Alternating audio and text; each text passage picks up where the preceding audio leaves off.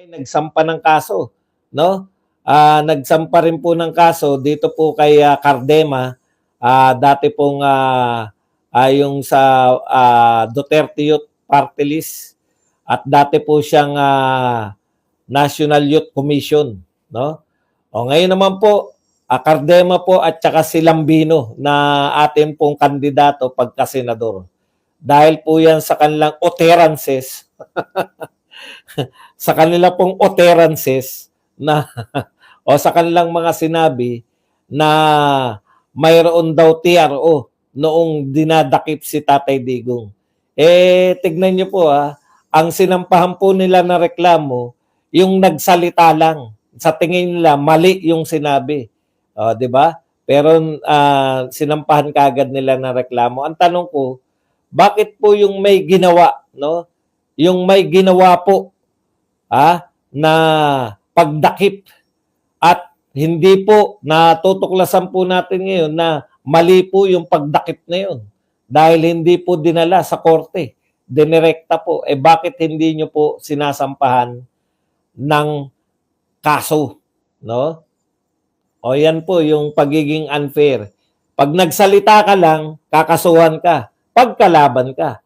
Pero kung kakampi ka, kahit na mali yung ginawa mo, no? Ano po yung mga maling ginawa na napakinggan natin dito sa hearing?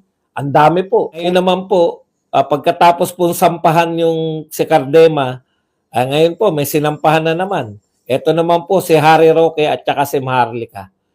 Alam niyo po, 'di ba? Bakit hindi po yung mga tungkol lang po sa fake news, yung mga cyber libel? Iniisip ko po kung cyber libel, 'di ba? Bakit kung paninira lang yung ginawa nila Harry Roque, at saka ni Maharlika, bakit hindi cyber libel? Actually, si ano rin po nagsabi niyan na pinag-aaralan nila nung mga nagdaang ilang araw. Pagkatapos po nung lumabas itong si Pebbles, antindi, no? Kalalabas lang ni Pebbles, nakagawa kagad sila ng mga kwento o mga kaso. Kakaso-kaso kagad. Mabilis talaga reaksyon ng mga gobyerno natin, no? Nagpalabas sila ng isang anong tawag diyan, witness. May kaso na agad. Ang bilis. Wala pong isang buwan na lumabas si Pebbles. May kaso na agad. Inciting to sedition. Sinin po natin, no? Kailan lang lumabas yan si Pebbles, nakagawa na kagad sila ng kaso mula sa testimonya ni Pebbles. Ganun po katindi tong gobyerno. Ang tanong, meron na po ba kayong nasampahan? May nahuli na po ba tungkol po sa mga sunod-sunod na kidnapping? Ang bilis po, yun. Ang bilis. Kailan po lumabas si Pebbles? Kailan po yung huling TRICOM? Alam ko lumabas si Pebbles nung huling TRICOM. Araw pa lang po. Wala pa po yatang, tinitiyak ko, wala pang isang buwan. Ang bilis Kailan lang yun meron na kagad nakasuhan. No? Si Roque, tsaka si Maharlika. Bakit po hindi cyber libel o libelo ang kaso? Kasi po sa Amerika, para po, ang target po talaga nila maimbitahan Actually, may mga pronouncement ng ganyan yung NBA na gusto nila yung mga taga-ibang bansa, yung nakabase sa ibang bansa na vlogger, ay makasuhan dito. At yan po, makakasuhan lang yan sa pamamagitan ng extradition, lalo na kung American citizen, di ba? Pagkakaalam ko hindi ko po binabalita ito. Ang pagkakaalam ko, American citizen si Maharlika. Kung hindi naman siya American citizen, di mali ako. Pero sa pagkakaalam ko, American citizen siya. At para mo maimbita sa extradition treaty yung isang American citizen, kinakailangan kakasuhan mo siya ng parehong may batas laban doon. So meron ditong anti-sedition law at meron ditong batas na bawal ang inciting to sedition sa Amerika meron din. Pero yung sa cyber libel, wala pong kaso, hindi po criminal case yung cyber libel sa Amerika eh. Kaya hindi po pwedeng ma-extradite. Hindi po pwedeng ipadaan sa extradition si Maharlika. Kaya po umisip sila ng paraan na ang ikakaso nila ay pwede nilang i-request sa United States na magkaroon ng true extradition treaty ay malitis si Maharlika. Yan lang naman po yun eh. Kaya lang, pasok ba yun?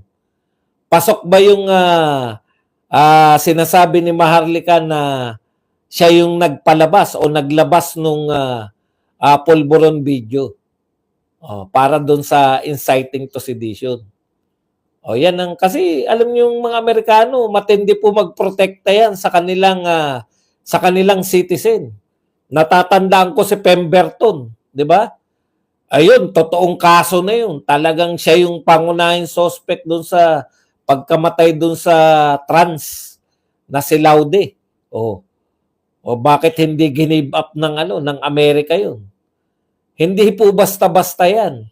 Kung talagang hindi nyo mapapatunayan na si Maharlika, kasi ang alam ko po yung inciting to sedition, talagang nananawagan ka na mag-aklas eh.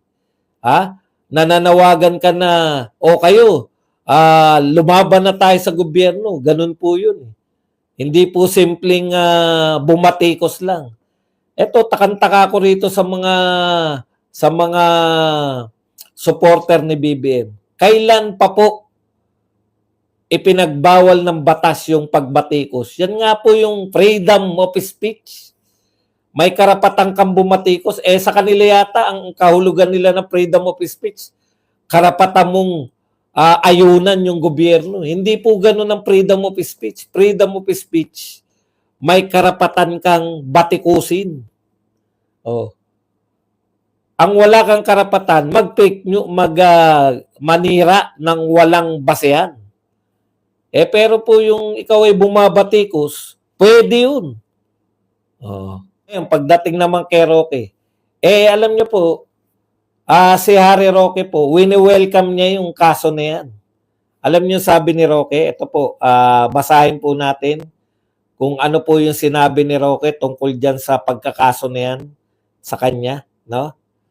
Ito po ang sinabi ni Roque, bakit welcome sa kanya yung pagkakaso ng NBI. Okay. On Facebook, Roque said he welcomed the complaint filed by NBI. So, okay po sa kanya, no? Masaya po siya. Hindi naman siya masaya. Welcome. Mahirap pong Tagalogin yung welcome. Sabi ni Roque, we see this as a good opportunity for President Ferdinand Marcos Jr. to once and for all personally disprove in the court of law the endless allegations of his cocaine use and addiction. Kasi doon po binasa yung yung sedition. Siyempre patutunayan po yan sa korte na yung video na yan ay yan po ay hindi totoo. Alam ka naman sampahan nyo na reklamo, sasabihin, wag natin patunayan kung yan ba ay totoo. Kasi po nakabase po yun. Nakabase po yung kanilang sampang reklamo na peke yung video, di ba? Patutunayan muna nila na peke yan. Tapos yan po ay pinakalat nila Harry Roque at saka ni Maharlika. Dagdag pa ni Harry Roque. I reiterate Ms. Pebbles Talaquera's affidavit and testimony during the House of Representatives TRICOM hearing are fraught with falsehood and hearsay. So hearsay, ang dami pong hearsay. Tumitestigo si Talaquera na sa isang event, doon unang lumabas yung video, wala naman siya ron sa event. Ano po tawag doon? Hearsay po yun. Di ba? Wala ka naman doon, bakit ka titestigo? Yun yung problema ng ang pangunahing nag-aakusa si Pebbles eh. Bakit si Pebbles tuloy-tuloy lang sa pag-aakusa na Wala naman pong kumontra sa kanya, hindi po siya sinalang dun eh. Iba po pag sa korte na. 'Di ba? May mga abogado nang ku-question sa iyo eh. Naroon ka ba nung sinasabi mo nagpalabas ng video? Wala po. O paano mo nalaman na doon nagpalabas? Eh, hindi po pwede yun. Hindi ka pwedeng tumistigo na wala ka naman doon.